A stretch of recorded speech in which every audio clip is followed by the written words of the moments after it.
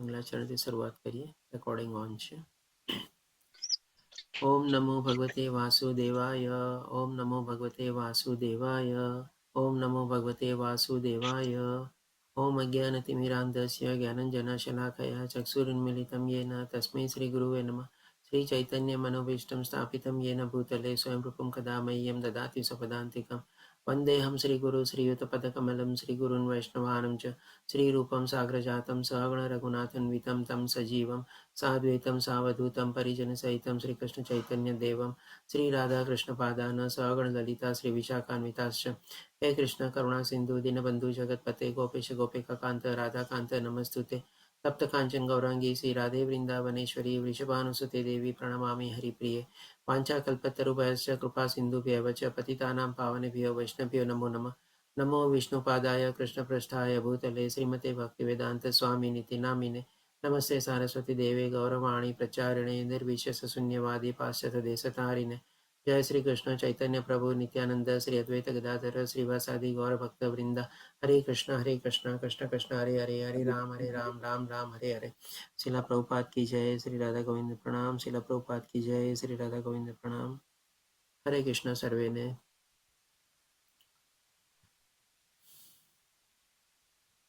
हरे कृष्ण और माता जी. हरे हरे कृष्ण कृष्ण धीरज प्रभु जी. प्रभु जी. हरे कृष्ण.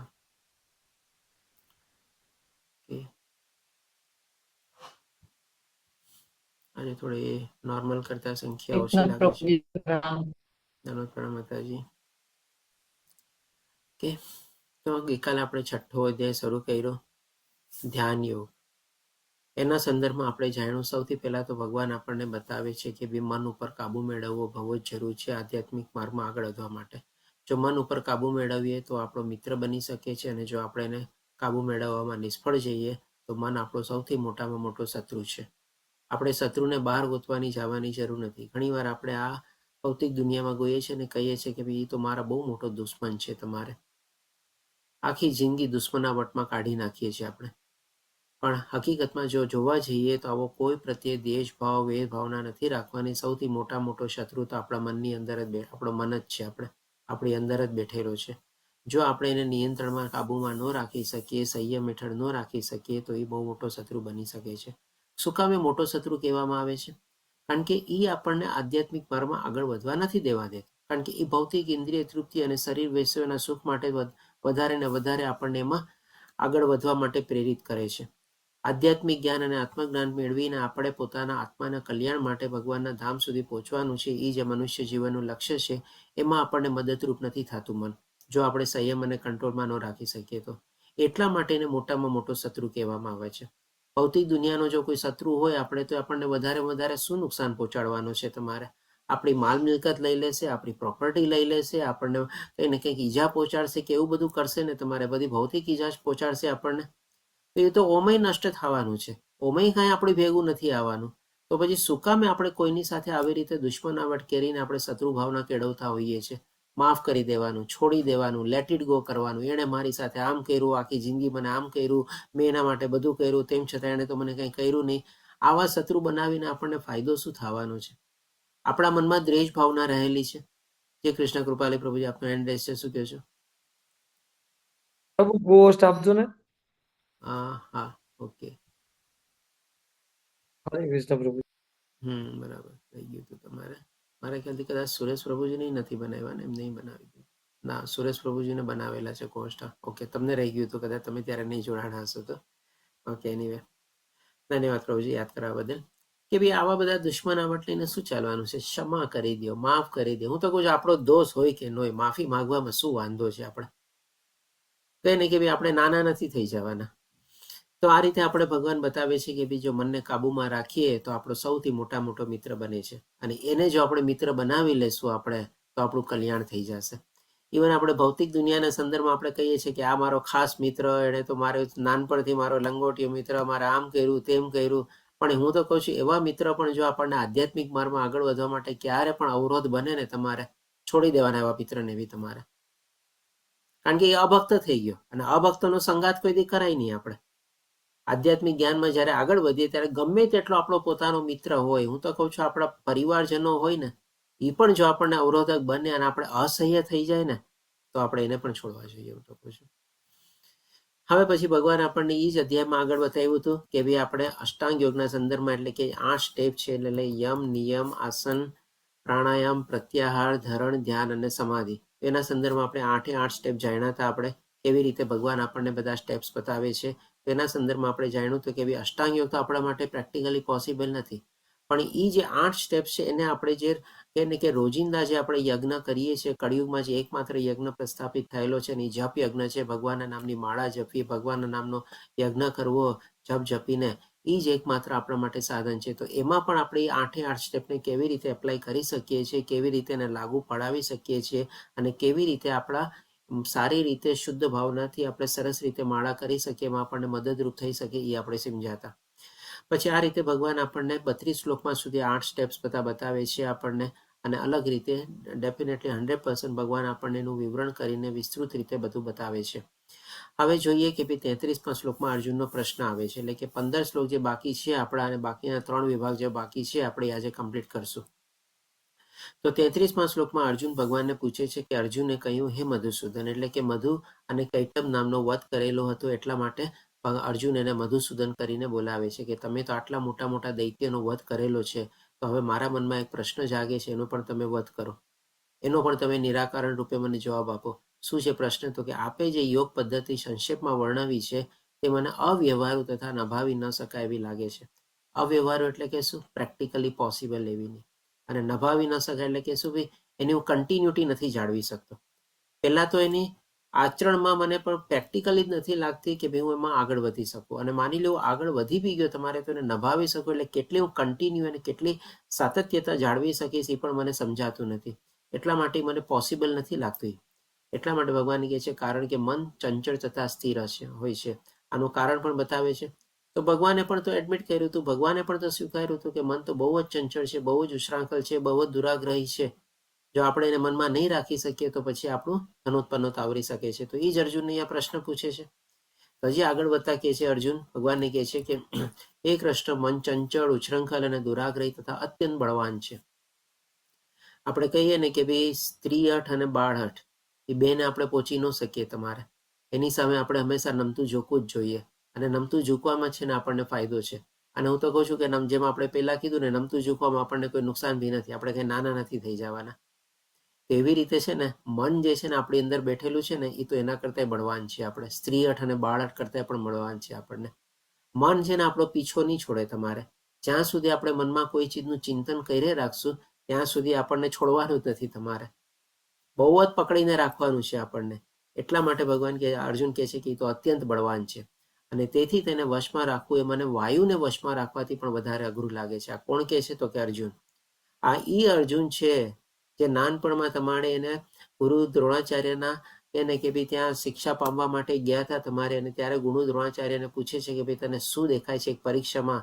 ક્યારે અર્જુન કહે છે કે ભાઈ મને ખાલી પંખીની આંખ જ દેખાય છે, બીજું કાંઈ નથી દેખાતું. કારણ કે એ જ લક્ષ્યને એને વિંધવાનું હતું તમારે. બાકી બધા શું જવાબ આપે છે? મને ઝાડ દેખાય છે, પક્ષી દેખાય છે, ડાળીઓ દેખાય છે, પાંદડા દેખાય છે, બધું દેખાય છે. પણ અર્જુનનું ફોકસ અને કન્સન્ટ્રેશન લેવલ એટલું પાવરફુલ હતું એ કહે છે કે બને હવે અત્યારે જાણે પ્રત્યંક્ષા ચડાવીને બાણ ઉપર ચલાવવા માટે રેડી હતો ત્યારે ગુરુ દ્રોણાચાર્ય પૂછે છે કે હવે તને શું દેખાય છે? બોલ. તો કે મને એ આંખ સિવાય બીજું કાંઈ નથી દેખાતું. આટલું હાઈ લેવલ કન્સન્ટ્રેશન ફોકસ હતું. અને હજી આગળ વધતા જોઈએ તો કે ભાઈ એ જ અર્જુને તમારે દ્રૌપદીના સ્વયંવરમાં માછલીનું પ્રતિબિંબ પડતું હતું નીચે પાણીમાં, એ પાણીમાં એ પ્રતિબિંબ જોઈને એણે ઉપર જે માછલી ફરતી હતી પણ સ્થિર નહોતી, ગોળ ગોળ ફરતી હતી, તમારે એની આંખ વિંધવાની હતી. પાણીમાં પ્રતિબિંબ જોઈને ઉપર માછલી છે ગોળ ગોળ ફરે છે અને એ માછલીની સૂક્ષ્મ આંખ એણે વિંધવાની હતી. એમાં પણ એ સફળ થયેલો હતો. એટલે વિચારી શકો છો તમારે કે ભાઈ એ અર્જુનની શક્તિ કેટલી પાવરફુલ હતી. તમારે કેટલો બધો પોતે સક્ષમ હતો એના ફોકસ અને કન્સન્ટ્રેશન લેવલમાં. અને એ જ અર્જુન અહીંયા ભગવાનને શું કહે છે? તો કે ભાઈ મનને કાબુમાં રાખવું તો મને પવનને વશમાં કરવા કરતાં પણ અઘરું છે. એ શું કામે કહે છે? કારણ કે અર્જુન પાસે એવા શસ્ત્રો પણ હતા કે વાયુને પણ વશમાં રાખી શકે, અગ્નિને પણ વશમાં રાખી શકે, વરસાદને પણ વશમાં રાખી શકે. એવા બધા દિવ્ય શસ્ત્રોને પ્રાપ્ત કરેલા હતા. તેમ છતાં પણ અર્જુન અહીંયા ભગવાનને કહે છે કે ભાઈ મન તો બહુ જ બળવાન છે, અત્યંત અચંચળ, ઉચ્છૃંખલ અને દુરાગ્રહી છે. તો હજી આગળ વધતા અર્જુન ભગવાનને પૂછે છે કે ભગવાન શ્રી કૃષ્ણએ કહ્યું કે હે મહાબાહુ કુંતી પુત્ર નિસદ્દે ચંચળ મનને વશ કરવું એ અત્યંત અઘરું છે. જો અર્જુનના જે પ્રશ્ન છે ને બધા પ્રશ્નને છે ને ભગવાને આવકાર્યા છે. કોઈ પણ પ્રશ્ન અર્જુનને એવો નથી કે ભગવાન એને નકારી કાઢી નાખ્યો છે કે ના ના એવી બધી વાત તો કઈ છે જ નહીં, તો તું ફાલતુની વાત કરે છે, એમ તો કઈ હોય જ નહીં તમારે, એમ નહીં. બધી ચીજોના પ્રશ્નો અર્જુનના ભગવાને સ્વીકાર્યા છે, આવકાર્યા છે અને એના સંતોષકારક જવાબ આપ્યા છે ભગવાને. ક્યારેક ક્યારેક કે ને કે ના ભગવાને 2-3 પાસાથી પણ એને બધી ચીજો સમજાવેલી છે. બહુ સારા સારા દાખલાઓ આપીને બી સમજાવેલા છે, બહુ સારા સારા કમ્પેરિઝન આપીને બી સમજાવેલું છે અર્જુનને. કોઈ અર્જુનનો પ્રશ્ન કહે ને કે આપણે બેકાર નથી, કારણ કે અર્જુનના જે બધા પ્રશ્નો છે ને એ હકીકતમાં જોવા જઈએ ને તો આપણા વતી છે. અર્જુને આ બધા પ્રશ્નો ન પૂછ્યા હોત તો આપણને ક્યાંથી આધ્યાત્મિક જ્ઞાન મળ્યું હોત આ બધું ભગવદ્ ગીતાનું. આજે અર્જુને આ પ્રશ્ન ન પૂછ્યો તો આપણને કેવી રીતે હાઉ ટુ કંટ્રોલ માઇન્ડ અથવા મનને કેવી રીતે કંટ્રોલમાં રાખવું, વશમાં રાખવું એનો જવાબ મળત તમારે. તો ભગવાને અહીંયા એના પ્રશ્નને પણ સ્વીકાર્યો છે અને ભગવાને પહેલા કહી દીધું, પછીથી પણ અર્જુનને પ્રશ્ન પૂછ્યો, તેમ છતાં પણ અહીંયા ભગવાન અર્જુનની સાથે સહમત થાય છે કે હા તારી વાત બરાબર છે, નિસંદેહ વિધાઉટ એની ડાઉટ ચંચળ મનને વશમાં રાખવું એ બહુ જ અઘરું છે. કદાચ અર્જુન વાયુને વશમાં રાખી લે, વરસાદને વશમાં રાખી લે, અગ્નિને વશમાં રાખી લે, પણ જેમ અર્જુને કીધું ને કે મનને વશમાં રાખવું મારા માટે બહુ કપરું છે, અઘરું છે, તો ભગવાન એની સાથે સહમત થાય છે. પણ સાથે સાથે ઉપાય બી તો બતાવે છે ને ભગવાન. તો ઉપાય બતાવતા ભગવાને ઓલરેડી ગઈકાલે આપણને ઉપાય બતાવેલો જ હતો કે જ્યાં જ્યાં આપણું મન ભટકતું હોય, જ્યાં જ્યાં મન જાતું હોય તમારે, ત્યાંથી આપણે એને પાછું વાળવાનું છે તમારે. એના સંદર્ભમાં એક આપણે એક્ઝામ્પલ લીધો હતો ને માતા અને નાના બાળકનું. તમારે માતા વારે ઘડીએ ઊભી થઈને તમારે બાળકને પોતાના કંટ્રોલમાં રહીએ, બેસાડે, પાછું એને રમકડું આપે અને તમારે રમવા દે. તમારે પાછું ઊભું થાય, પાછું એને વાળે ને બધું કરે. એ તો ભગવાન ઉપાય બતાવ્યો તો આપણે હજી ભગવાન અહીંયા એ જ ઉપાયને આગળ વધતા આપણને શું કહે છે, પરંતુ યથા યોગ્ય અભ્યાસ. યથા યોગ્ય અભ્યાસ એટલે કે શું? Proper practice. આપણામાં કહેવાય છે કે પ્રેક્ટિસ મેક્સ ધ પરફેક્ટ. તમારે તો શેની પ્રેક્ટિસ કરવાની આપણે? કે બી જો મનમાં ઈચ્છાઓ જાગવાની જ છે, મનમાં બધા અલગ અલગ પ્રકારે આપણે કહીએ ને ચિંતન પણ થવાનું જ છે તમારે. પણ આપણે શું કરવાનું છે, એ જે ઈચ્છા જાગે છે અને ચિંતનને જે આપણે આગળ વધારીએ છીએ એને ત્યાં આપણે અટકાવવાનું છે. એની ત્યાં સ્ટોપ સિગ્નલ આપીને આપણે ઊભું રહેવાનું છે. ભાઈ ઊભો રહે, તું એ બધી ઈચ્છા કરસ, બરાબર છે, તારી વાત હશે, પણ આપણે આગળ નથી વધવું, આપણે અટકી જાય, અહીંયા નથી જવું આપણે આગળ. તમારે સ્ટોપ સિગ્નલ આપણે હંમેશા એને સ્ટોપ સિગ્નલ આપવાનું છે તમારે. એટલે સ્ટોપ સિગ્નલનો આપણે હંમેશા યથા યોગ્ય અભ્યાસ કરવાનો છે. દબાવવાનું નથી, મન પ્રત્યે બહુ કઠોર નથી થવાનું. અરે તારી વાત ખોટી છે, આપણે બધું નથી કરવું, ચાલ બેસી જા આખણો, એ બધું કરવાથી કાંઈ નહીં મન માને. પણ શું, ઠીક છે તારી વાત હોઈ શકે બરાબર. ભગવાન અહીંયા પણ અર્જુનને શું કહે છે, હા ભાઈ તારી વાત બરાબર છે, હું એની સાથે સહમત થાઉં છું, સાથે ઉપાય આપે છે ને. તો મનને પણ આપણે એવી રીતે છે ને નાના બાળકની જેમ આપણે કહે ને કે થપલાવવાનું છે તમારે. હા તારા મનમાં ઈચ્છા જાગી છે, ઠીક છે, જોશું, ચાલ વિચારશું, ઓકે, એમ કરીને હમણાં તો રોકી જા, હમણાં તો થોભી જા, પછી જોશું, એમ કરીને પાછું બેસાડતું જવાનું છે આપણે મનને. એને જ કહેવાય યથા યોગ્ય અભ્યાસ, એટલે કે પ્રોપર પ્રેક્ટિસ. તથા વૈરાગ્ય દ્વારા તેને વશ કરવું શક્ય છે. હવે આ વૈરાગ્ય ક્યાંથી આવે? વૈરાગ્ય છે ને આપણને આધ્યાત્મિક જ્ઞાનમાંથી આવે. વૈરાગ્ય છે ને ઓટોમેટિકલી ન જાગે. આપણે વૈરાગ્ય અને વિરક્તિ બે ચીજ એવી છે કે ભાઈ જેમ જેમ આપણે આધ્યાત્મિક જ્ઞાનમાં પ્રવૃત્ત થઈએ, સમજણ કેળવીએ, વિવેક બુદ્ધિ વાપરીએ આપણે, ત્યારે આપણા મનમાં વૈરાગ્ય અને વિરક્તિ આપણે જાગે. ઘણી બધી ઈચ્છાઓ શું છે, આપણે એના પ્રત્યે સિમ્પલી આકર્ષિત થઈ જઈએ અને જોઈએ, સાંભળીએ, કરીએ એટલે આપણને મનમાં ઈચ્છાઓ જાગી જાય તમારે. પણ ઘણીવાર આપણે શું કરીએ છીએ, લોજિકલી વિચારીએ ને તમારે આ બરાબર છે કે નથી બરાબર, આ હમણાં જોવે છે કે પછી જોવે છે, આ સદંતર ખોટું છે કે નહીં તમારે, એવું બધું ઘણું બધું આપણે વિવેક બુદ્ધિ વાપરીને આપણે ડિસાઇડ કરીએ. કોઈ તો ઘણા લોકો આપણને આવીને કાંઈ પણ કહેતા હોય તમારે, પણ બધાનું તો આપણે માનતા નથી ને. તો આ વૈરાગ્ય ક્યારે જાગે? જ્યારે આપણે એવી લોજિકલ બુદ્ધિ આપણે એપ્લાય કરીએ ત્યારે. અને આ લોજિકલ બુદ્ધિ ક્યારે ડેવલપ થાય? આપણી વિવેકવાળી બુદ્ધિ ક્યારે ડેવલપ થાય? જ્યારે આપણે આધ્યાત્મિક જ્ઞાનમાં આપણે આગળ વધીએ ત્યારે. જેમ જેમ આધ્યાત્મિક જ્ઞાન કેળવતા જઈએ એવી રીતે આપણી પણ એને કે વૈરાગ્ય અને વિરક્તિ આપણી શક્તિ જે છે એ આગળ વધતી જાય. આના સંદર્ભમાં જેમ આપણે એક્ઝામ્પલ આપેલો છે ને, આપણે જેમ કે ભગવાને કીધું ને યથા યોગ્ય અભ્યાસ. આજે મેં આ પિક્ચર છે, માની લો આપણે શરૂઆતમાં આપણે ટાઈપિંગ ક્લાસમાં એમાં જતા હોઈએ તો આપણી ટાઈપિંગ સ્પીડ કેટલી હોય? બહુ ઓછી હોય ને તમારે.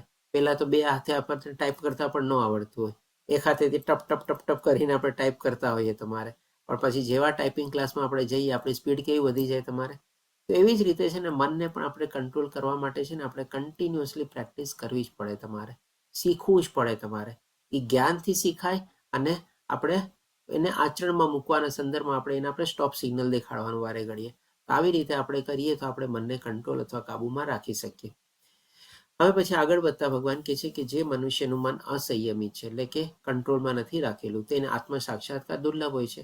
આ ચીજ આપણે ગઈકાલે પણ થોડી ઘણી ડિસ્કસ કરેલી જ હતી કે જો ભગવાનને પ્રાપ્ત કરવા હોય ને તો ડેફિનેટલી 100% પહેલા ભૌતિક દુનિયાના આકર્ષણો, ઇન્દ્રિય તૃપ્તિ, શરીર વિષયો, ઇન્દ્રિય વિષયો બધા પર કાબુ નહીં મેળવીએ ત્યાં સુધી આપણે એમાં આગળ નહીં વધી શકીએ. તો એ ચીજ ભગવાને આપણને બતાવી દે છે કે ભાઈ આત્મ સાક્ષાત્કાર પ્રાપ્ત કરવો હોય તો તારે મન ઉપર તો કાબુ મેળવવો જ પડશે અને સંયમમાં રાખવું જ પડશે.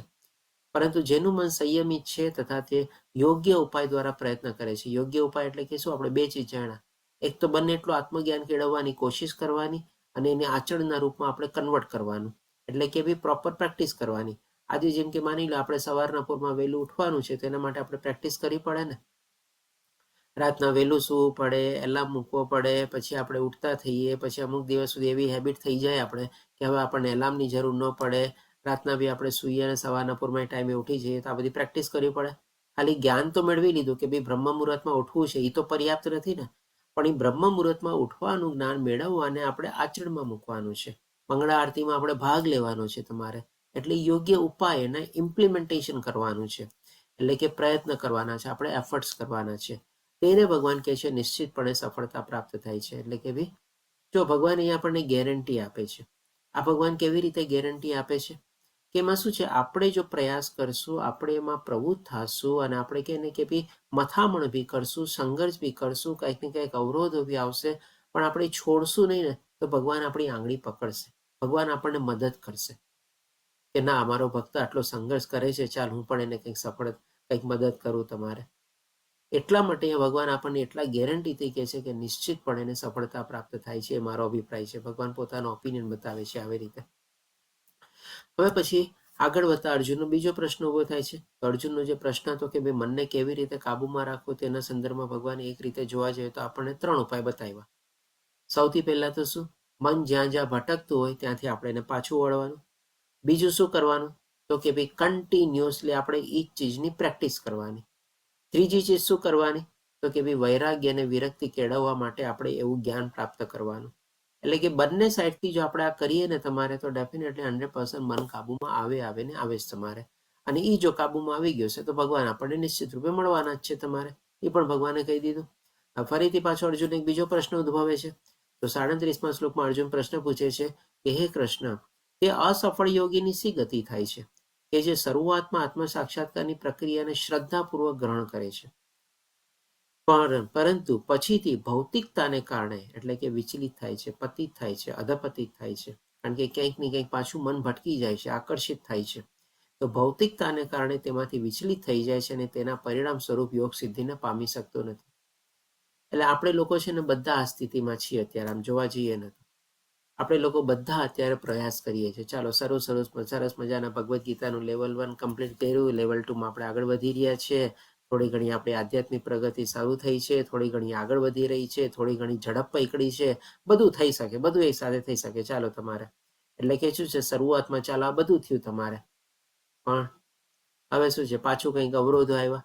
હમણાં જેમ કે લેવલ 2 પૂરું થશે, લેવલ 3 શરૂઆત થવાની વાર હશે, બ્રેક હશે, પાછું આપણે ફંટાઈ જશું, પાછા ખોવાઈ જશું તમારે બીજા બધામાં. તમારે પાછું કંઈક ને કંઈક સવારના પોરમાં અત્યારે ક્લાસ કરીએ છીએ, જેવો ક્લાસ પતે ઇવન પછીની તો વાત જવા દો, રોજિંદુ પણ રૂટીન જો જોવા જઈએ હમણાં સવારના પોરમાં આપણે ક્લાસમાં જોઈન થઈ ગયા, 1-1.5 કલાક આપણે ક્લાસ બધું એન્જોય કરશું, બધું કરશું, એકદમ એને કે સતોગુણમાં હશું તમારે, એકદમ બેટરી ચાર્જ થઈ જશે, પાવરફુલ થઈ જશે. હા ચલો થઈ ગયું. અને જેવા આપણે કામમાં લાગ્યા તમારે, કંઈકમાં કંઈક ને કંઈક અવરોધ આવ્યા કે આમ આવ્યું કે આપણું મન થયું ન થયું, તમારે પાછા એમાં ને એમાં જ આપણે ઉલજી ગયા તમારે, એમાં ને એમાં જ આપણે ખોવાઈ ગયા તમારે. જે ભગવાને કીધું ને આસક્તિ, ભય અને ક્રોધ ઉપર આપણે કાબુ રાખવાનો હતો, એમાંથી પાછા આપણે ક્યાંક ને કંઈક વિચલિત થઈ ગયા. આપણા ધાયરા પ્રમાણે ન થયું ને આપણે કંઈક એવું થયું તમારે અચૂકતું, તરત આપણને ક્રોધ આવી ગયો, તરત ગુસ્સે થઈ ગયા તમારે, તરત અણગમતી વસ્તુ થઈ ગઈ, તરત કંઈક 2-4 શબ્દો કોઈકને કહી દીધા તમારે. આ બધું થવાનું જ છે. એટલે કે શરૂઆતમાં તો આપણે બધું કરીએ તમારે બરાબર, પણ એ બેટરી કેટલો વખત સુધી ચાર્જ રહે તમારે ખબર નથી. કદાચ 1 દિવસ રે, 2 દિવસ રે, મહિનો દિવસ રે, 2 મહિનામાં રે, 6 મહિના રે તમારે, પણ કન્ટિન્યુઅસલી ચાર્જ કરવાની છે. જેમ ભગવાને આપણને 5મા અધ્યાયમાં કીધું હતું ને કે એ લોકો આત્મશુદ્ધિ માટે સતત પ્રયાસ કરે છે, ડે ઇન ડે આઉટ, નિષ્કામ ભાવે કર્મ કરે છે અને પોતાનું 100% તન મન બુદ્ધિથી પોતે કાર્ય કરે છે. અને સાથે સાથે એનો ઉદ્દેશ શું હોય છે? તો કે ભાઈ આત્મશુદ્ધિ. તો આધ્યાત્મિક માર્ગમાં એવું જ છે, શરૂઆત આપણે કરી દઈએ પણ એને આપણે પૂરી પાડવાની અથવા તો આગળ વધારે જ રાખવાની છે, વધારે જ રાખવાની છે. અને આ ચીજ એવી છે ને કે આમાં સ્પીડ છે ને અનલિમિટેડ છે. આપણે જેમ કે ગાડી લઈએ તમારે, તો ગાડીમાં ઓલું સ્પીડોમીટર હોય તમારે, જે પ્રમાણેનો એન્જિનનો હોર્સ પાવર હોય એટલા પ્રમાણે એટલા કિલોમીટરની ઝડપ પકડી શકે તમારે.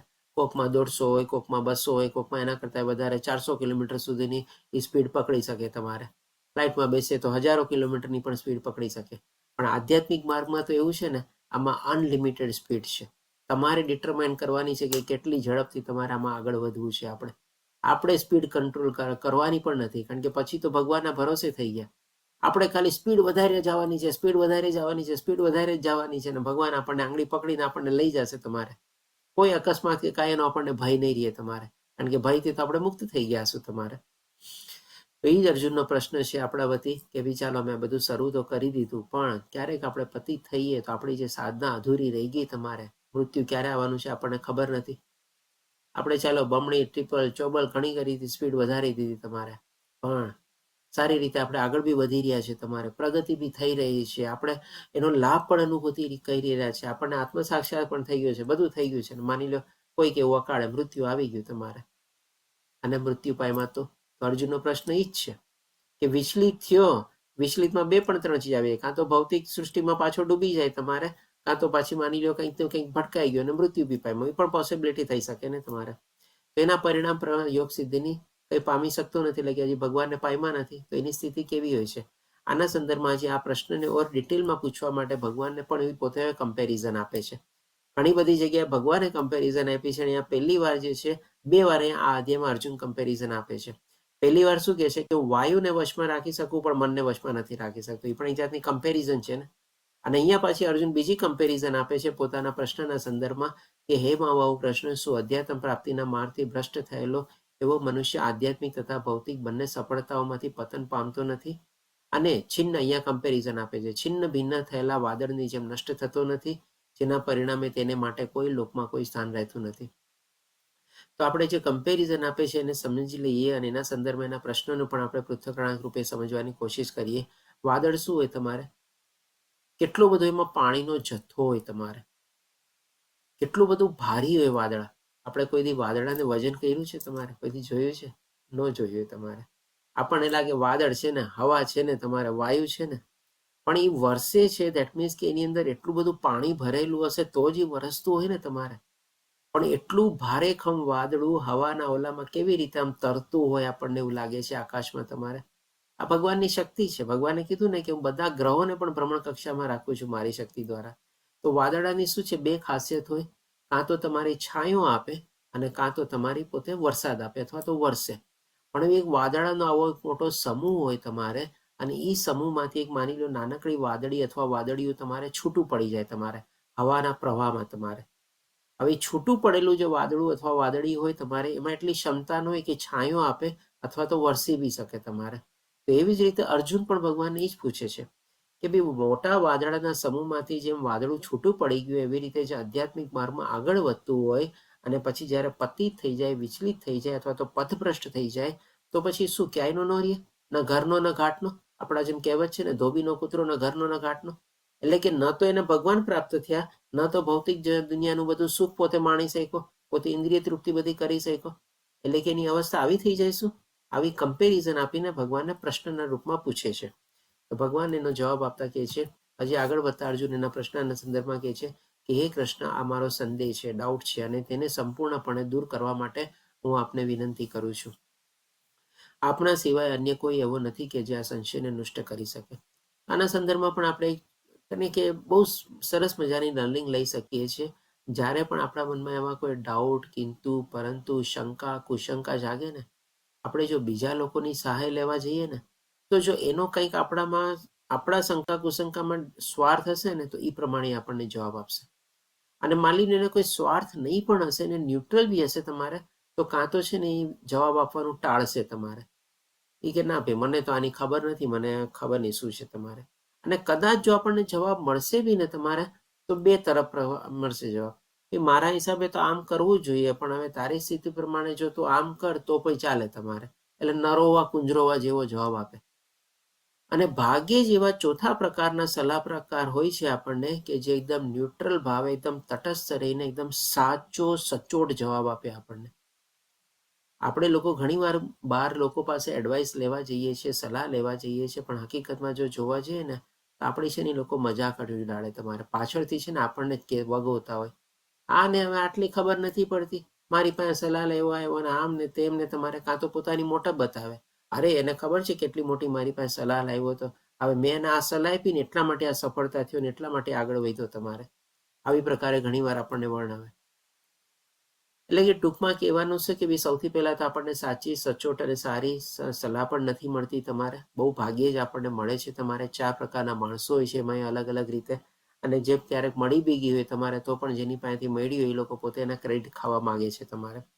તો આના સંદર્ભમાં આ શ્લોકના સંદર્ભમાં છે ને આપણે એટલું લર્નિંગ લઈ શકીએ કે જ્યારે પણ આવા કોઈ પ્રશ્ન ઉદ્ભવે ને ભગવાન સામે બેસી જવાનું, બસ મનમાં પ્રાર્થના કરવાની, ભગવાનને હાથ જોડીને કહેવાનું ભાઈ ભગવાન હું તારા શરણે આવ્યો છું, તારા આશ્રય છું, મારી આ વિટંબણા છે, મને આમાંથી ઉગાર, મારે શું કરવું જોઈએ, મારે ક્યાંથી કેવી રીતે બહાર આવવું જોઈએ. કાંઈક આપણા મનમાં એવા ઓપ્શન્સ હોય, ભગવાનને પૂછવાના મારા આવા ઓપ્શન્સ છે, આમાંથી મારે શું કરવું જોઈએ, કેવી રીતે કરવું જોઈએ, તું જ મને માર્ગદર્શન આપ. પછી આરામથી થોડી વાર શાંતિથી તમે બેસો ને, તમે જોજો તમને ઓટોમેટિકલી છે ને આન્સર મળી જશે. કાં તો છે ને કોઈક આવીને છે ને તમને એવું કંઈક સૂચવશે અથવા તો સલાહ અને માર્ગદર્શન આપશે. એ કોણ છે? ભગવાન કોઈકને નિમિત્ત બનાવે છે ને તમારે, અને એ તમને કહેશે કે ભાઈ આવી રીતે આમ કર તમારે, બસ. અને એ રીતે કરીએ ને તો બધું થઈ જાય તમારે. એટલે કે સૌથી સારું એ જ છે કે ભાઈ કોઈની પાસે જવા કર્યા વગર આપણો એને કે ઘણીવાર આપણે પોતાનું દુઃખ પણ સામેવાળા વ્યક્તિ પાસે ઠાલવીએ છીએ ને, એમાંથી પણ આપણને કોઈ લાભ નથી થતો.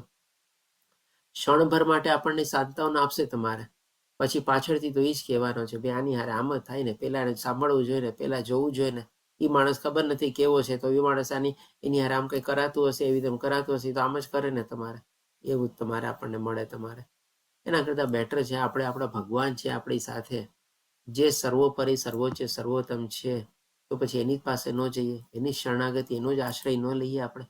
એ જ આપણને આવા બધા આપણના શંકા કુશંકા બધા પ્રશ્નોનો જવાબ આપી શકશે, આપણને એમાંથી ઉગારી શકશે, આપણને માર્ગદર્શન આપી શકશે. તમે જોજો અચૂક, મેં તો ઇવન અનુભવેલું છે. ક્યારે પણ એવું થઈ જાય ને જ્યારથી આ બધું જ્ઞાન મેળવ્યું ત્યારથી, અને મારા અનુભવથી પણ જાણું છું કે ભાઈ કોઈની પાસે સલાહ લેવા બી નહીં જવાનું ને પોતાના રોદડા રોવા બી નહીં જવાનું, કોઈ લાભ નથી થવાનો આપણને. એ આપણને ભગવાને ઈચ્છે તમારે બેટર છે આ બધું જ્યારથી જ્ઞાન મેળવ્યું ને ભગવાન પાસે બેસી જાઓ શાંતિથી, બસ. તમારે કાંઈક ને કાંઈક મને માર્ગદર્શન મળી જાય, અંદરથી જ અંતસ્ફૂર્ણા થાય, અથવા તો કોઈકને નિમિત્ત બનાવીને મને સલાહ સૂચન મળી જાય તમારે, બસ. આ શ્લોક દ્વારા પણ આપણે આ ચીજ બહુ સરસ રીતે સમજી શકીએ છીએ, કારણ કે ભગવાન સિવાય કોઈ આપણા પ્રોબ્લેમ સોલ્વ નથી કરવા. અર્જુને પણ એ જ કીધું ને ભગવાને કે તમે જ એકલા છો કે મારા આ સંશયને તમે દૂર કરી શકો છો. તો ભગવાન એનો જવાબ આપતો 40મા શ્લોકમાં કહે છે કે હે પૃથાપુત્ર અર્જુન, કલ્યાણકારી કાર્યોમાં પરોવાયેલા અધ્યાત્મવાદીનો આ લોકમાં કે પરલોકમાં વિનાશ થતો નથી. હવે આ કલ્યાણકારી કાર્યો એટલે શું? ફરીથી એમ નહીં સમજતા કે ભાઈ માનવ સેવા જે માધવ સેવા થઈ ગઈ. અહીંયા કલ્યાણકારી કાર્યો એટલે કે આપણું પોતાનું કલ્યાણ કરવાનું છે, આપણા સ્વનું કલ્યાણ કરવાનું છે. આપણે પોતે કોણ છીએ? તો કે ભાઈ ભગવાનના અંશ આપણે આત્મા છીએ. આપણો સ્વ કોણ છે? તો કે ભાઈ આપણી અંદર રહેલી આત્મા છે, એનું કલ્યાણ માટે. તો એ થયા આપણે કલ્યાણકારી કાર્યો, એટલે કે અકર્મ થયા, અથવા તો આધ્યાત્મિક માર્ગ થયો, ભગવાનની ભક્તિ થઈ તમારે. એમાં જે મનુષ્ય પરોવાયેલો હોય છે તો એનું આ લોકમાં એટલે કે આ ભૌતિક લોકમાં અથવા તો પરલોક, એનાથી ઉચ્ચતર લોક બધા જે લોકો છે એમાં તમારે ક્યાંય વિનાશ થતો નથી. કારણ કે અર્જુનનો પ્રશ્ન એ જ હતો ને, એ શું ધોબીનો કૂતરો ન ઘરનો ન ઘાટનો ક્યાંયનો ન રહ્યો? શું ન વાદળ વરસી શકે, ન છાંયો આપી શકે તમારે, ન અધ્યાત્મ પ્રાપ્ત કરી શકો, ન ભૌતિક દુનિયા સુખ સગવડો ભોગવી શકો, તો શું એને બંને લોકમાં નુકસાન નથી થયું તમારે? બંને રીતે તમારે ખોટનો સોદો જ રહ્યો તમારે? એ જ પ્રશ્ન હતો ને. તો ભગવાન એ જ કહે છે કે ના, એવું નથી તમારે. એને આ લોકમાં કે પરલોકમાં ક્યાંય વિનાશ થતો નથી. આ ભગવાન કેવી રીતે કહે છે? કારણ કે અધ્યાત્મ માર્ગમાં ભગવાને કીધું ને આપણને બીજા અધ્યાયના 40મા શ્લોકમાં કે થોડી સી પણ જો પ્રગતિ કરી હશે તેમાં કોઈ જાતનો ઘટાડો નથી અને કોઈ જાતનો ઘસારો નથી. આપણી પ્રગતિ જ થવાની છે. અને 9મા અધ્યાયમાં પાછું ભગવાને શું કીધું? અર્જુનને કીધું ને કે જા જઈને તું ઘોષણા કરી દે કે મારા ભક્તોનો કોઈ દી વિનાશ થતો નથી. તો આ બે સંદર્ભમાં ભગવાન અહીંયા અર્જુનને કહેવા માંગે છે કે ભાઈ એનો ક્યાંય નુકસાન નથી, કોઈ રીતે એનો ખોટનો સોદો નથી તમારે. એટલા માટે કહે છે, હે મિત્ર, ભલું કરવાવાળાની કદાપી અધોગતિ થતી નથી. એટલે કે ભાઈ ક્યારે એનું ખોટું થવાનું જ નથી તમારે. હવે કેવી રીતે નથી થવાનું એના સંદર્ભમાં ભગવાન આપણને 41 અને 42મા શ્લોકમાં જવાબ આપે છે. તો 41મા શ્લોકમાં ભગવાન પહેલા કહે છે કે અસફળ યોગી. અસફળ એટલા માટે કારણ કે કંઈક ને કંઈક ઈચ્છાઓ દ્વારા એ વિચલિત થયો છે, પતિત થયો છે, અથવા તો માની લો મૃત્યુ બી આવેલું છે, વોટ એવર ઇટ ઇઝ, કાંઈ પણ થઈ શકે તમારે. એટલા માટે અસફળ છે અથવા તો નિષ્ફળ છે. પુણ્યાત્મા લોકોના લોકમાં અનેક વર્ષો સુધી સુખ ભોગવ્યા પછી, હવે આ ભગવાન શું કામે કહે છે કે પુણ્ય આત્માના લોકોના લોકમાં, એટલે કે ઉચ્ચતર જે આપણા બધા લોક છે ને, જેને આપણે સ્વર્ગીય લોક કહીએ છીએ, મહર્ષિ લોક, તપલોક, જનલોક ને બધા તમારે સિદ્ધ લોક ને બધા, જેમાં શું છે બધા લોકો એવી સિદ્ધિ અને દેવી દેવતાઓને બધા લોકો રહીએ છે. હવે અહીંયા શું કામ જાય છે? પહેલા તમારે કારણ કે અર્જુનનો પ્રશ્ન શું હતો કે જે અધ્યાત્મ માર્ગમાં આગળ વધ્યો છે પણ ભૌતિકતાના કારણે એમાંથી પોતે વિચલિત થયો છે. એટલે કે પોતાના આત્મજ્ઞાન કેળવીને ભગવાનને પ્રાપ્ત કરવા માટેમાં પ્રવૃત્તો થયો, પણ મન ફંટાઈ ગયું તમારે, મન ભટકી ગયું તમારે. અને આપણે શાસ્ત્રમાં જેમ બધા એક્ઝામ્પલ જાણીએ છીએ કે વિશ્વામિત્રના, પછી સૌભારી મુનિનો, બધાના તમારે કેવી રીતે વિચલિત અને પતિત થયા હતા. એટલે કે ભૌતિકતાના કારણે કંઈ ભટકી ગયો, એટલે કે મનમાં એવી કોઈ ઈચ્છા જાગી ગઈ, ભરત રાજ્યની ઈચ્છા જાગી ગઈ તમારે, એક હિરણમાં એનો જીવ આવી ગયો તમારે, વિશ્વામિત્રનો મેનકા પ્રત્યે આકર્ષિત થઈ ગયા, સૌભારી મુનિ તમારે માછલીનો સંભોગ જોઈને આકર્ષિત થઈ ગયા અને પોતે વિચલિત થયા. એટલે કે એણે ઈચ્છા કેળવીને, અને ભગવાને 8મા અધ્યાયમાં આપણને જેમ કહે છે કે જે ઈચ્છા કેળવેલી હશે મૃત્યુ સમયે એવા જ લોકમાં જશે. હવે એને શું કંઈક સુખ ભોગવવા હતા તમારે. હવે માની લો મેનકા, વિશ્વામિત્ર મેનકા પ્રત્યે આકર્ષિત થયા, એટલે કે ભાઈ એને સ્ત્રી સુખ માણવું હતું. તો સ્વર્ગમાં તો બધી અપ્સરાઓ છે ને, તો ભગવાન શું કરે કે ભાઈ ઠીક છે, હું તને સ્વર્ગમાં મોકલી દઉં છું, ત્યાં જઈને તું તારું સુખ ભોગવ બધું તમારે. એટલા માટે ભગવાન કહે છે કે પુણ્યાત્મા લોકોના લોકમાં અનેક વર્ષો સુધી સુખ ભોગવ્યા પછી, એટલે કે ત્યાં જેની ઈચ્છા જે હતી ઈચ્છા પૂરી કરી, પાછું ક્યાં આવવાનું? તો કે નીચે જ આવવાનું, જે ભગવાન આપણને 9મા અધ્યાયમાં પણ બતાવશે કે ભાઈ જે લોકો પુણ્યાત્મા હોય છે અથવા તો પોતે ઉચ્ચતર લોકમાં જાય છે, જ્યારે એના પુણ્ય કર્મો પૂરા થાય છે, ફરીથી પાછા મૃત્યુ લોકમાં આવે છે તમારે. એટલે કે ફરીથી પાછા મૃત્યુ લોકમાં આવ્યા, અને મૃત્યુ લોકમાં ભગવાને શું કામ એને મોકલા? કારણ કે ભાઈ એની આધ્યાત્મિક માર્ગની યાત્રા અધૂરી રહી ગઈ હતી. તો ભગવાન એને ક્યાં મોકલશે, કેવા કુટુંબમાં મોકલશે? તો ભગવાન કહે છે કે ભાઈ સદાચારી લોકોના, એટલે કે જેનું આચરણ બહુ સારું છે તમારે, અથવા તો ગર્ભ શ્રીમંત. ગર્ભ શ્રીમંત એટલે ખાલી પૈસે ટકે પૈસાદાર નહીં તમારે, પણ શું છે આધ્યાત્મિક જ્ઞાન અને આત્મજ્ઞાનના સંદર્ભમાં એ લોકો એવા સંસ્કારી છે ને પોતે ધનવાન છે તમારે. એવું સરસ મજાનું કુળવાન કુટુંબ છે તમારે. એવા કુટુંબમાં લોકોના કુળમાં જન્મ પ્રાપ્ત કરે છે. એટલે કે આ જે ભગવાને આપણને બતાવ્યું કે જેની યાત્રામાં પોતે આધ્યાત્મિક માર્ગમાં અધૂરી રહી ગઈ હોય, વિચલિત થઈ ગયા હોય, પતિત થઈ ગયા હોય, અથવા તો કોઈ કારણસર મૃત્યુ આવી ગયું હોય સામે તમારે, તો એ લોકોની આધ્યાત્મિક માર્ગ અધૂરી નથી રહેતી. ભગવાન પહેલા એને જે કારણસર પોતે વિચલિત થયા હતા અથવા તો પતિત થયા હતા તમારે, પહેલા એને કહે છે કે ઠીક છે, તું એના કારણે થયો ને, ચાલ હું તને ભોગવવા માટે ત્યાં મોકલી દઉં છું. એ ભોગવી લે, તારે જેટલું ભોગવવું હોય તારે, અને ભોગવીને પછી હું તને એવા કુળમાં જન્મ આપીશ કે જ્યાંથી તારા સંસ્કાર, જ્ઞાન ને તારામાં તું તરત ને તરત એમાંથી આગળ વધી શકીશ. તો હવે પછી ભગવાન 42મા શ્લોકમાં બીજા લોકો પ્રત્યે પણ બતાવે છે કે અથવા તો જે દીર્ઘ યોગાભ્યાસ પછી સફળ રહેતો, એટલે કે ઘણી બધી સિદ્ધિ પ્રાપ્ત કરેલી, જેમાં આપણે કીધું ને કે ભાઈ આમાં અનલિમિટેડ સ્પીડ છે. આપણે આપણી ગાડીને બહુ ફટાફટ આગળ વધારી, બહુ ફટાફટ આપણે સ્પીડ પકડી લીધી તમારે, અને બહુ ઘણી પ્રગતિ કરી લીધી. આપણે 16 માળા કરવા લાગ્યા, આપણે દીક્ષા લઈ લીધી, આપણે આગળ વધી ગયા તમારે, ઘણી સારી પ્રગતિ થઈ ગઈ. આપણામાંથી ઘણા લોકોની થયેલી છે એકચ્યુઅલી. જ્યારથી આ અભ્યાસ શરૂ કર્યો છે આપણે નમાનિસા દાસ પ્રભુજી દ્વારા, આજે ભગવદ્ ગીતાને સમજવાના લેવલ 1, 2, 3, 4, 5 એની ઉપર દીક્ષા ને બધું છે. આપણામાંથી ઘણા ભક્તો એવા છે કે જે તમારે એકદમ સ્ટાર્ટિંગ ફર્સ્ટ લેવલથી જોડાયેલા છે ને, અત્યારે દીક્ષા પણ એમને પ્રાપ્ત કરી લીધેલી છે. આ કૃષ્ણ કૃપાલય પ્રભુજી છે, કીર્તિમાં પ્રભુજી છે આપણી સાથે, આ બધા એ જ અવસ્થાથી પહેલા લેવલથી આપણે જોડાયેલા છે આપણી સાથે, અને બધા અત્યારે ક્યાં ને ક્યાં પહોંચી ગયા તમે વિચારો. આ બધા આપણી સામે જીવતા જાગતા દાખલા છે બધા તમારે. એટલે કે ભાઈ ઘણી બધી પ્રગતિ કરી લીધી, અને હવે માની લો તો એ લોકો ત્યાંથી અસફળ થાય તો ભગવાન કહે છે કે તો એવા અધ્યાત્મવાદી કુળમાં જન્મ પામે છે કે જેવો અતિશય જ્ઞાનવાન હોય છે. એટલે કે આધ્યાત્મિક જ્ઞાન કેળવેલું હોય છે. નાનપણથી જ તમારે સીધે સીધી પ્રગતિ શરૂ થઈ જાય, આપણે કહી શકીએ. કે મેં આપણે ફોટો આપેલો છે, આ શિલા પ્રભુપાદજી છે. કેટલી નાની ઉંમરમાં એમને ભક્તિ સિદ્ધાંત સરસ્વતી ઠાકુરનું સાનિધ્ય પ્રાપ્ત થયું. અને ભક્તિ સિદ્ધાંત સરસ્વતી ઠાકુરે હજી તો દીક્ષા નહોતી લીધેલી, પણ તેમના એ બાળકમાં કેટલું બધું પ્રભુત્વ જોઈ લીધું અને એને આદેશ બી આપી દીધો કે તારે આ કરવાનું છે તમારે. અને પછી લગભગ 10-11 વર્ષ પછી જ્યારે એને ઓફિશિયલી દીક્ષા લીધી અને પોતે એમાં પ્રવૃત્ત થયા અને પોતાના ગુરુનો એણે જ્યારે આદેશ માનવામાં પોતે ઓર વધારે આગળ પ્રવૃત્ત થયા અને જ્યારે 1959માં જ્યારે એમની ઉંમર 63 વર્ષ હતી ત્યારે પ્રથમવાર અમેરિકા ગયા, કારણ કે એમના આદેશ હતો કે ભાઈ દેશ વિદેશમાં જઈને કૃષ્ણ ભાવનામૃતનો પ્રચાર કરવો તમારે. કેટલી બધી પ્રગતિ કરી તમારે. અને એમના પિતા પણ કોણ હતા? તો કે ભાઈ નાના 5 વર્ષના જ્યારે શિલા પ્રભુપાદજી હતા તમારે, અભય ચરણારવિંદ એમનું નામ હતું, ત્યારે 5 વર્ષની ઉંમરમાં એમણે કીધું કે ભાઈ મને રમવા માટે રથ જોવે છે તમારે. એટલે કે એમના પિતાશ્રી પણ એટલા જ બધા જ્ઞાન અને આધ્યાત્મિક જ્ઞાનમાં પ્રવૃત્ત થયેલા હતા અને આગળ વધેલા હતા. અને નાનપણથી જ એમને પણ આટલા સરસ મજાના સંસ્કાર મળ્યા હતા. અને કહે ને કે આ બધી ભગવાનની કૃપા છે. આજુબાજુ આપણા સંજોગ ઘટાવા, આજુબાજુ એવા લોકોના સંગાત મેળવવો, આજુબાજુ લોકો સાથે આપણા પરિવાર સાથે આપણને કે ને કે સપોર્ટ મળવો તમારે.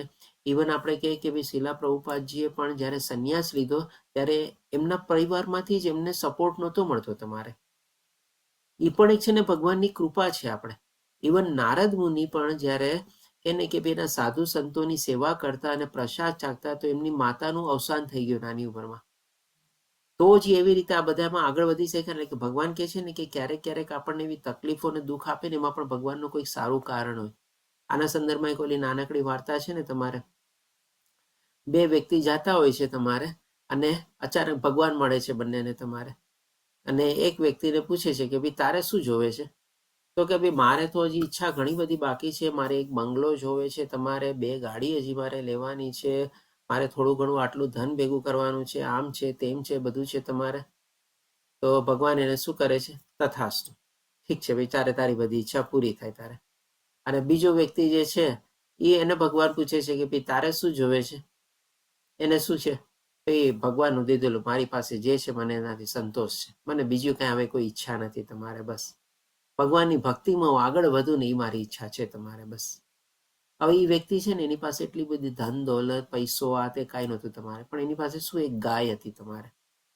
અને એ ગાયથી છે ને એનું ભરણ પોષણ પોતે ચલાવતો તમારે. અને ગાયની રખેવાળી કરતો ને દૂધ આવે એમાંથી બધું વાનગીઓ બનાવતો ને માર્કેટમાં આપતો ને વેચતો કરતો ને પોતાનું ગુજરાન ચલાવતો ને ગાયને પણ પોતે પાળતો પોષતો. અને ગાય પ્રત્યે છે ને એને થોડીક એ પ્રમાણે આસક્તિ થઈ ગઈ હતી. બીજું પોતે પોતાનું જીવન એકદમ સાદાઈથી પોતે કાઢતો હતો. કોઈ ભૌતિક ઈચ્છા કે કાંઈ નહોતી તમારે. તો ભગવાન શું કરે છે ખબર છે? એ જે પહેલા વ્યક્તિએ જે માંગ્યું ને ભગવાન એને તથાસ્તુ કીધું. અને આ બીજા વ્યક્તિએ કીધું ને કે તમારી ભક્તિમાં મને વધારે ઓર આગળ વધારો, મને રસ કેળવવામાં તમે મદદ કરો. તો ભગવાને શું કર્યું? એની ગાયને છે ને મારી નાખી તમારે. બિચારો જે વ્યક્તિ ગાયના ભરોસે હતો એનું ગુજરાન ચલાવતો હતો, એ પણ ભગવાને કઈ છીનવી લીધી તમારે. પણ હવે શું થયું એનું પરિણામ તમારે? તો કે ભાઈ હવે દિવસ રાત પોતે ભગવાનની ભક્તિમાં લાગી ગયો તમારે. પોતાના શરીરના નિર્વાહ માટે પણ એને કોઈ પરવા નહોતી તમારે. તો એક વ્યક્તિ પછી પૂછે છે કે કેમ ભગવાને આમ કર્યું તમારે? તો કે ભાઈ ઓલો તો સકામ કર્મી હતો, એને તો હજી જન્મ મૃત્યુ જરા વ્યાધિમાં ફસાવવો છે, હજી તો એની બધી ઈચ્છાઓ એને પૂરી કરવી છે તમારે, અને ઇન્દ્રિય તૃપ્તિમાં જ લાગેલું છે. તો મેં એને તથાસ્તુ કરી દીધું, કરી દીધું તમારે. અને આએ તો શું કર્યું? આને તો મારી પાસે આવું હતું, મારી સરસ મજાની ભક્તિ કરે છે તમારે, અને હજી શું ઈચ્છા રાખે છે? તો કે ભાઈ ભક્તિમાં આગળ વધારો તમારે મને. એની મેં ઈચ્છા પૂરી કરી તમારે. કે ચાલો હવે જે છે થોડા વખત એનું શરીરનું નિર્વાહનું બાકી છે તમારે, અને જલ્દી મારી પાસે પાછું આવશે તમારે. અને જો ગાયમાં જ આસક્તિ રહે તમારે તો કોને ખબર, એ ગાય પાછી એને બીજી કોઈ જગ્યાએ ખેંચી જાય તમારે, જેમ હિરણ બીજી જગ્યાએ એને ખેંચી ગયો તમારે. એટલા માટે કે ને ભગવાન હંમેશા કૃપા કરે આપણા ઉપર. કાંઈ આવી તકલીફ અથવા દુઃખ આવે ને, ભગવાનની મરજી પ્રમાણે જ આવ્યું હોય ને, સારા માટે જ આવ્યું હોય આપણે. તો ભગવાન એ જ કહે છે કે એવા કુળમાં જન્મ પામે છે કે જે અતિશય જ્ઞાનવાન છે. અને ખરેખર આ જગતમાં આવો જન્મ પામ્યો અત્યંત દુર્લભ છે. કેમ કે નાનપણમાં જો આપણને આવા સંસ્કાર મળી ગયા હોય ને, આપણે કહે ને કે બહુ ભાગ્યશાળી છે. આપણા લોકોમાંથી કેટલી બધી લોકોની અત્યારે ઉંમર વહી ગઈ તમારે. ઓલમોસ્ટ બધા લોકો અત્યારે 40-50 પ્લસ હશે તમારે. આપણી સાથે નવયુવાન બહુ ઓછા હશે, કદાચ ધીરજ પ્રભુજી અથવા તો અમિત પ્રભુજી જેવા બહુ ઓછા લોકો હશે આપણી સાથે તમારે. બાકી બધા લોકો અત્યારે કહી શકે કે ઓલમોસ્ટ બધા 40-50 પ્લસની આસપાસ જ હશે તમારે. તો આજે જે લોકો ભાગ્યશાળી છે કે જેના માતા પિતા આપણે એની નાની ઉંમરથી જેને આ જ્ઞાન મળી રહ્યું છે એમાં પોતે આગળ વધી રહ્યા છે તમારે. તો ભગવાન કહે છે ને આ ભગવાનની કૃપા છે, એના વગર ન થઈ શકે તમારે. આ રીતે ભગવાને 41 અને 42માં શ્લોકમાં જવાબ આપ્યો કે એક પોસિબિલિટી આ છે. પહેલી પોસિબિલિટી 41માં શ્લોકમાં જે જવાબ આપ્યો કોના માટે છે? જે નવા નિશાળ્યા હોય, માની લો આધ્યાત્મિક માર્ગમાં આગળ વધવા માટે નવા પ્રવૃત્તિ થયા હોય અને પછી આવી રીતે વિચલિત થાય તો ભગવાન એને એ પ્રમાણે એવા કુળમાં જન્મ આપે છે. ગર્ભ શ્રીમંત શું કામ કે છે? કારણ કે શું છે, આપણને જ્યારે ભૌતિક દુનિયામાં આવે ને પૈસા કમાવાની બધાની બહુ તકલીફ હોય તમારે, અને ઘણી બધી આપણી ફરમાઈશ હોય, ડિમાન્ડ હોય, જરૂરિયાત હોય, બધું હોય, તો આપણું મોસ્ટલી જીવન એમાં વયું જાય તમારે. અને જો પૈસે ટકે થોડું ઘણું આપણે ગર્ભ શ્રીમંત એટલે એ બધું આપણને સપોર્ટ મળી જાય અને આવો સૌથી વધારે આપણને આધ્યાત્મિક જ્ઞાનનો સપોર્ટ મળી જાય ને તો આપણી યાત્રા બહુ આગળ વધી જાય, બહુ સરસ રીતે આપણે એમાં આગળ વધી શકીએ તમારે. અને આ 42 શ્લોકમાં ભગવાન જે બતાવે છે દીર્ઘ યોગ આવે છે, એટલે કે જેને બહુ આગળ પ્રગતિ કરી લીધી છે પણ એ જો કંઈક ભટકી જાય અથવા તો કંઈક વિચલિત થાય, મૃત્યુ પામે, તો ભગવાન એને તરત ને તરત એવા કુળમાં જન્મ આપી દે છે ને કે જેમાં જન્મ મેળવવો બહુ જ મુશ્કેલ છે. જેમ આપણે અહીંયા શું છે, આ વલ્લભાચાર્યજીનો ફોટો છે. આજે આપણે લોકો કહે ને કે વલ્લભ કુળમાં જન્મ પામવો એ પણ બહુ ડિફિકલ્ટ છે તમારે. એમાં જે બેટીશ્રીઓ બાવાશ્રી હોય તમારે એવા કુળમાં જો જન્મ પ્રાપ્ત થાય એને નાનપણથી જ બધા ઓટોમેટિક સંસ્કારને બધું આવી ગયું હોય છે. હવે પછી ભગવાન 43માં શ્લોકમાં કહે છે, હે કુરુનંદન, આવો જન્મ પામીને તે પોતાના પૂર્વદેહની દૈવી ચેતના પુનઃ પ્રાપ્ત કરે છે. એટલે કે શું છે, જ્યાં આત્મા એની યાત્રા અધૂરી મૂકી હતી, જ્યાં યાત્રા એની અસફળ થઈ ગઈ હતી તમારે, અટવાઈ ગઈ હતી તમારે, ભગવાન એને એવું જ્ઞાન અને એવી રીતે એની આજુબાજુમાં સંજોગો અને સંગાતો કેળવે છે કે એની યાત્રા તત્કાળ ત્યાંથી આગળ વધારી શકે. એટલા માટે ભગવાન શું કહે છે, દૈવી ચેતના પુનઃ પ્રાપ્ત કરે છે. દૈવી ચેતના એટલે કે શું? આવું આધ્યાત્મિક જ્ઞાનમાં પોતે આગળ વધેલો હોય અને એ જ્ઞાનમાં પોતે પ્રવૃત્ત થવાની ઈચ્છા ધરાવતો હોય. એટલા માટે ભગવાન એને એવા બધા સંજોગોને બધું ઘડી આપે છે, આજુબાજુને બધું, અથવા એવા કુળમાં જન્મ બી આપે છે કે તરત એની યાત્રા ત્યાંથી આગળ વધી જાય છે. અને પૂર્ણ સફળતા પ્રાપ્ત કરવાના ઉદ્દેશથી તે વધારે ઉન્નતિ પામવાનો પ્રયાસ કરે છે. પૂર્ણ સફળતા એટલે કે ભગવાનને પ્રાપ્ત કરવા, જે એકમાત્ર મનુષ્ય જીવનનો ઉદ્દેશ છે. અને એ ઉદ્દેશને પ્રાપ્ત કરવા માટે ફટાફટ એને આપણને સરસ મજાનો હાઈવે મળી જાય છે અને પોતે એમાં આગળ વધે છે. હવે 44માં શ્લોકમાં ભગવાન કહે છે કે પૂર્વજન્મની દૈવી ચેતનાથી તે અનાયાસે આપોઆપ યોગના નિયમો પ્રત્યે આકર્ષિત થાય છે. જેમ મેં કીધું ને કે જો અત્યારે ઘણા લોકો આપણી સાથે, જેમ કે મિત પ્રભુજીને બધા છે, નાનપણથી આમ જ છે, તો આ બધું રાતોરાત નથી થતું, અથવા તો કે ઓટોમેટિક બી નથી થતું. આ ભગવાનની કૃપાથી થાય છે. અને એ જ ભગવાન એ આપણને બતાવે છે પોતાના શબ્દો દ્વારા કે પૂર્વજન્મની દૈવી ચેતનાથી તે અનાયાસે આપોઆપ યોગના નિયમો પ્રત્યે આકર્ષિત થાય છે. કેવી રીતે? આજે આપણે જાણીએ છીએ કે ઘણા નાના બાળકો હોય છે તમારે, કેવા સરસ મજાના આવા બધા વાજિંત્રો વગાડતા હોય છે, ભગવાનના કીર્તન ગાતા હોય છે, મંત્રોચ્ચારણ કરતા હોય છે તમારે, કેટલું બધું એ લોકોને શાસ્ત્રનું જ્ઞાન હોય છે એટલી નાની ઉંમરમાં તમારે. ક્યાંથી થયું તમારે? ભગવાનની કૃપા થઈને. અહીંયા આપોઆપનો મતલબ એમ ન સમજવાનું કે બધું ઓટોમેટિક થઈ ગયું તમારે. અહીંયા ભગવાન શું કહે છે, અનાયાસે આપોઆપ, એટલે કે ભાઈ એની જે દૈવી ચેતના જે છે ભગવાન એને જાગૃત રાખે છે તમારે, અને એને ઓટોમેટિકલી સડનલી ભગવાન એવા સંજોગો ઘડીને એમાં પ્રવૃત્ત કરવા માટે આગળ વધારે છે. કીધું ને, ભગવાન આપણી આંગળી પકડશે જ. અને આવો જિજ્ઞાસુ યોગી શાસ્ત્રોના કર્મકાંડના સિદ્ધાંતોથી પર હોય છે. એટલે કે ભાઈ વેદો અને શાસ્ત્રોને બધું જાણતો હોય, પણ આપણે કીધું ને કે વેદો અને શાસ્ત્રોમાં આવા બધા કર્મકાંડને બધું ઘણું બધું આપણે વર્ણવેલું છે કે ભાઈ આપણને બધી ઈચ્છાઓ તૃપ્તિ માટેમાં આગળ વધારી શકે. એ બધાથી એને પરે જ્ઞાન હોય છે તમારે. સાચું અને કેને કે સંપૂર્ણ આધ્યાત્મિક જ્ઞાન પ્રાપ્ત કરેલું હોય છે. વેદોનો ઉદ્દેશ શું છે? પૂર્ણ પુરુષોત્તમ પરમેશ્વરને જાણવો અને એના ધામ સુધી આપણા આત્માને પહોંચાડવી. તમારે એ જ વેદોનો સાર છે તમારે. તેમાં એ લોકો પ્રવૃત્ત થાય છે. તો 45માં શ્લોકમાં કહે છે ભગવાન કે વળી જ્યારે યોગી સર્વ સંશય દોષથી શુદ્ધ થઈને વધુ પ્રગતિ કરવાનો નિષ્ઠાપૂર્વક પ્રયાસ કરે છે, એટલે કે સર્વ સંશય દોષથી દૂષ એટલે કે બી બધા દ્વેષો, ઈર્ષા, ભય, ક્રોધ બધા આપણા એનાથી આપણે ઉપર ઉઠી ગયા હોઈએ તમારે.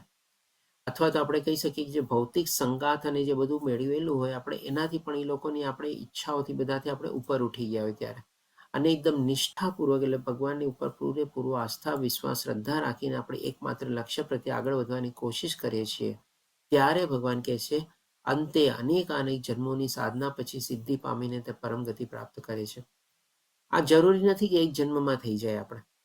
આપણી સૌથી પહેલા તો આત્મા જ કેટલી નિરંતર યાત્રા કરતી આવેલી છે આપણને ખબર નથી.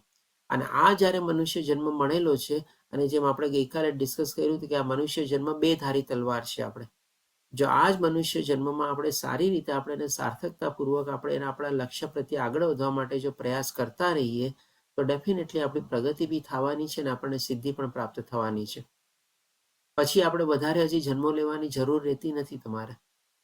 પણ આ બધી કન્ડિશન જો આપણે ફૂલફિલ કરીએ તો ભગવાનને સંપૂર્ણ રીતે શરણાગત થઈએ, પૂરા આશ્રય વિશ્વાસ શ્રદ્ધાથી આપણે ભગવાનનો આશ્રય લઈએ, તમારે બધા આસક્તિ ભય અને ક્રોધથી મુક્ત થઈએ તમારે, અને ભગવાનને પ્રાર્થના કરીએ ડે ઇન ડે આઉટ. આપણે કહી શકીએ મને તમારી ભક્તિમાં જ આગળ વધાર, ત્યારે જઈને ભગવાન આપણને મદદ કરે છે અને આ મનુષ્ય જીવનનું જ આપણને કલ્યાણ રૂપે આપણને પ્રાપ્ત કરાવે છે. એટલા માટે ભગવાન કહે છે કે અનેક જન્મોની સાધના પછી, કારણ કે આ મનુષ્ય જીવન મળ્યો જ છે એના પછી આપણને, અને સિદ્ધિ પામીને તે પરમગતિ પ્રાપ્ત કરે છે. અને હવે 46મા શ્લોકમાં ભગવાન કહે છે કે યોગી પુરુષ તપસ્વી જ્ઞાની તથા કર્મી પુરુષ કરતા શ્રેષ્ઠ હોય છે, માટે હે અર્જુન સર્વ પરિસ્થિતિમાં તો યોગી થા. તો અહીંયા ભગવાન કયા યોગીના સંદર્ભમાં કહે છે? જ્ઞાન યોગી, ભક્તિ યોગી, કર્મયોગી, અષ્ટાંગ યોગી, 4 પ્રકારના યોગી હોય છે. અને અહીંયા ભગવાન શું કહે છે? હવે તમે કહેશો કે ભક્તિ યોગીના કેમ ભગવાને કીધેલું છે? અહીંયા ક્લિયર તો થતું નથી. તો ભગવાને બાકી 3ને બાકાત કરી દીધા. તમારે બચ્યું કયું? તમારે તો કે ભાઈ ભક્તિ યોગી જ બચ્યું ને તમારે. તો એ જ તો અહીંયા ભગવાન કહે છે કે યોગી પુરુષ એટલે કે માની લો આમાં 4 પ્રકારના યોગી આવી ગયા. પછી ભગવાન શું કહે છે? તપસ્વી યોગી, એટલે કે જે અષ્ટાંગ યોગની જેને કઠોર સાધના અને તપસ્યા કરે છે તપસ્વી યોગી થઈ ગયો. બીજો જ્ઞાન યોગનો માર્ગ કેને કે ભાઈ એમાં આગળ વધવા માટે પ્રયાસ કરતો હોય, પોતાની અંદરમાં સાધના કરીને પરમાત્માની ખોજ કરતો હોય તમારે જ્ઞાન યોગી. અને કર્મી યોગી એટલે કે માની લો ખાલી નિષ્કામ કર્મમાં પોતે આગળ વધે છે તમારે. એટલે કે આ 3 યોગીને તો ભગવાને બાકાત કરી દીધા. બાકી બચ્યો હવે કોણ? તો કે ભાઈ ભક્તિ યોગી. એટલા માટે ભગવાન કહે છે યોગી પુરુષ તપસ્વી જ્ઞાની તથા કર્મી બધા કરતા શ્રેષ્ઠ, એટલે કે ભક્તિ યોગી જે છે એ સર્વશ્રેષ્ઠ છે. અને આજ તો શરૂઆતમાં ભગવાને અર્જુનને બતાવ્યું હતું તમારે. માટે ભગવાન કહે છે માટે હે અર્જુન સર્વ પરિસ્થિતિમાં તો યોગી થા, એટલે કે એવી ભક્તિ યોગી થવાનું ભગવાન બતાવે છે. અને હવે 47મા શ્લોકમાં એ ભગવાન ઓર સ્પષ્ટીકરણ કરે છે કે આ ભક્તિ યોગી કરે છે શું તમારે, અથવા તો શું કરવાનું છે તમારે. તો ભગવાન 47મા શ્લોકમાં ક્લિયર કરે છે છેલ્લા શ્લોકમાં કે સર્વ યોગીઓમાંથી જે યોગી અત્યંત, આ બધા યોગી 4 પ્રકારના યોગી થઈ ગયા. 4 પ્રકારના યોગીમાં ભક્તિ યોગી. તો ભક્તિ યોગી શું છે? આ બધી ચીજ કરી શકે. કે ભાઈ ભક્તિ યોગી જે અત્યંત શ્રદ્ધાપૂર્વક મારું પારાયણ કરે છે, ભગવાનનું ધ્યાન ધરે છે, ભગવાનનું ચિંતન કરે છે, ભગવાનનું સ્મરણ કરે છે.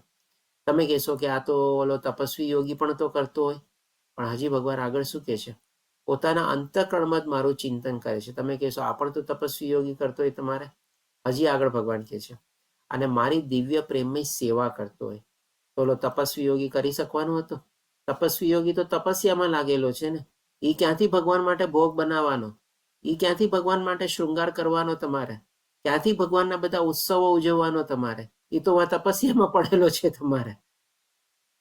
તો પછી આ બધું કોણ કરી શકે? ભક્તિ યોગી જ કરી શકે ને તમારે. અને ઇવન જે જ્ઞાન યોગી છે એ પણ તો સાધનામાં લાગેલો છે, પરમાત્માની ખોજમાં લાગેલો છે. અને નિષ્કામ કર્મયોગી શું છે? ભૌતિક દુનિયાના બધા કર્મો કરે છે, કર્મફળની આશા નથી રાખતો, પણ એમાં જ લાગેલો છે. હજી ભગવાનની ભક્તિમાં નથી લાગ્યો તમારે. એટલે કે ભાઈ બધા યોગીઓમાં શ્રેષ્ઠ જે ભગવાન આ બધું કરતા હોય ભક્તિ યોગી જ કરી શકે, એના સિવાય બીજું કોઈ ન કરી શકે. અને હજી ભગવાન શું કહે છે? મારી દિવ્ય પ્રેમમય સેવા કરે છે. પ્રેમમય સેવા. ઓલાને તો હજી સાધનામાં રસ લાગેલો છે તમારે. ભગવાન પ્રત્યે પ્રેમ તો લાગ્યો જ નથી. ભગવાનને તો માનતો જ નથી. ભગવાનને તો નિરાકાર સમજે છે. ભગવાનનો તો આકાર જ નથી તમારે, એમ સમજે છે તમારે. તો ક્યાંથી પ્રેમ જાગે એને તમારે? જે જ્ઞાન યોગી છે એ પણ તો શાસ્ત્રો વાંચવામાં પડ્યો છે તમારે. ભગવાન પ્રત્યે પ્રેમ ક્યાં કરે છે? હજી તમારે શાસ્ત્ર ઉપર પ્રેમ કરે છે તમારે, અને પરમાત્મા રૂપે ખોજવાની કોશિશ કરે છે તમારે. અને નિષ્કામ કર્મયોગી પણ તો એ જ કરે છે તમારે. પોતાના ભૌતિક દુનિયાના કાર્યો કરે છે તમારે.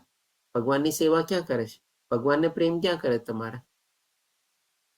પોતાની જાતને હજી પ્રેમ નથી કરી શક્યો, પોતાની અંદર રહેલા આત્માને હજી પોતે પ્રેમ નથી કરી શક્યો તમારે, તો પરમાત્માને ક્યાંથી પ્રેમ કરી શકવાનો તમારે? તો આ બધું કોણ કરી શકે? ભક્તિ યોગી જ કરી શકે. એટલા માટે ભગવાન કહે છે તે યોગમાં મારી સાથે અત્યંત ગાઢ રીતે સંકળાયેલો છે. કોણ? તો કે ભક્તિ યોગી. કારણ કે ભક્તિ યોગી જ આ બધી ચીજ કરે છે તમારે. અને ભગવાનને પણ પ્રિય છે, અને ભગવાન પણ એને બહુ ગમે છે તમારે. અને બધામાં સર્વોચ્ચ છે, એટલે કે ભક્તિ યોગી બધામાં સર્વોચ્ચ છે. અને આ જ મારો મત છે. તો આ રીતે આપણો અહીંયા 6ઠ્ઠો અધ્યાય ધ્યાન યોગ કમ્પ્લીટ થાય છે.